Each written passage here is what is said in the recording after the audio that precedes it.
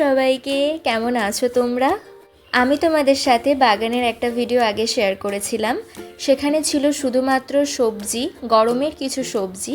তো আজকে যে ভিডিওটা আসছে সেটা পুরোপুরি ফুলের ওপর। তো আমি তোমাদের বলেছিলাম যে একদিন ফুল গাছগুলো শেয়ার করব। আজকে যেটা দিয়ে শুরু করব সেটা হচ্ছে পদ্ম গাছ। সব ফুল গাছগুলো একটা ভিডিওতে আনা পসিবল হচ্ছিল না, তো আমি ঠিক করেছি একটা একটা করে দেখাবো। তো চলো ভিডিওটা শুরু করা যাক।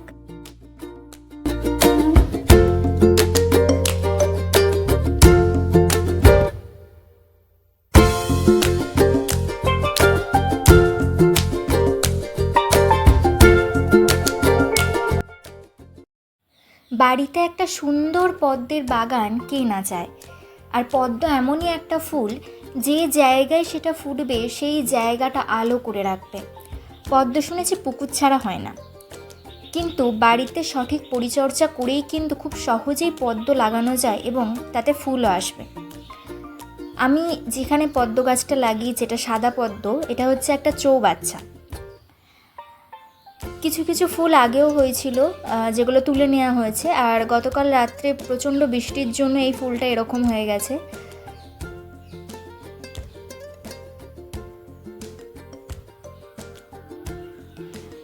আর এখনও বেশ কিছু জায়গায় কুঁড়ি এসছে। পদ্ম ফুলের জন্য মাটি খুব পরিষ্কার হওয়া চাই। সব মাটিতে কিন্তু ভালো পদ্ম ফুল হয় না, মূলত এঁটেল কিংবা দোআঁশ মাটিতেই খুব ভালো হয়। তার সাথে কাদা এবং বালির পরিমাণটা একদম ঠিক রাখতে হবে, তবেই কিন্তু ভালোভাবে পদ্ম চাষ করা যাবে বাড়িতে। আর তার সাথে পাঁক দিতে হবে, পাঁক ছাড়া কিন্তু পদ্ম একদমই হবে না। আমার বাড়িতে যতগুলো গাছ আছে প্রত্যেকটা গাছেতেই কিন্তু পাঁক দেওয়া আছে, পাঁক ছাড়া এই বড় পাতা একদমই আসবে না।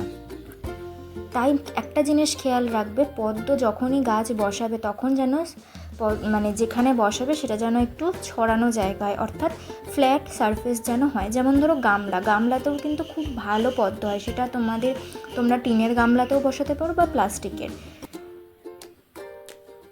আর এই পদ্ম গাছের গোড়াতে এইরকম পানা যদি দেওয়া থাকে তাহলেও কিন্তু খুব ভালো হয়। এখানে কিছু ব্যাঙ আছে দেখতে পাচ্ছ, এখানে এই ব্যাঙগুলো কিন্তু পদ্ম গাছের কাছে কোনো বাড়তি পোকামাকড়কে আসতে দেয় না। যেমন ধরো জল জমা থাকলে মশা হয়, সেই মশা কিন্তু খুব ক্ষতিকারক পদ্মের জন্য। তো এই ব্যাঙ থাকলে, এগুলো সোনা ব্যাঙ, এই ব্যাঙ থাকলে কিন্তু পদ্মে গাছে কোনো পোকা থাকে না, কোনো পোকা বলো কোনো কীট পতঙ্গ বলো কিচ্ছু থাকে না। এই ছোট ছোট গামলাগুলোয় অজস্র ব্যাঙ থাকে, এক একটা গামলাতে তো প্রায় 3-4টে করে ব্যাঙ থাকেই। চৌবাচ্চার পাশাপাশি গামলাতেও এখানে অনেকগুলো গাছ আছে, এই গাছগুলো অনেক ছোট ছোট। আর এখানে একটা গোলাপি কুঁড়ি এসে গেছে। এই ফুলটা গোলাপি রঙের হয় আর ভেতরে হলুদের ছিটা থাকে, অসম্ভব সুন্দর দেখতে হয়। তো গামলাতেও কিন্তু গাছ লাগানো যায়, তবে একটু বেশি পরিচর্যা লাগে, কারণ গামলায় যেহেতু জায়গা কম, পাতা ছোট ছোট হবে, ফুলও ছোট হবে, কিন্তু সুন্দর লাগবে। গামলা দিয়েও কিন্তু শুরু করতে পারো পদ্ম গাছ লাগানো। আমাদের এখানে পরপর 8টা গামলা আছে যেখানে পদ্ম গাছ লাগানো আছে। যারা যারা গাছপ্রেমী আছো তারা কিন্তু অবশ্যই একবার পদ্ম গাছ ট্রাই করতে পারো। একটু খাটনি আছে, কিন্তু তারপর যখন ফুলটা ফুটবে জাস্ট বিশ্বাস করো মনটা জুড়িয়ে যাবে ফুল দেখে, এত সুন্দর হয়। ভিডিওটা ভালো লাগলে একটা লাইক, শেয়ার আর চ্যানেলটা অবশ্যই সাবস্ক্রাইব করে দেবে। টাটা, দেখা হবে অন্য কোনো ভিডিওতে।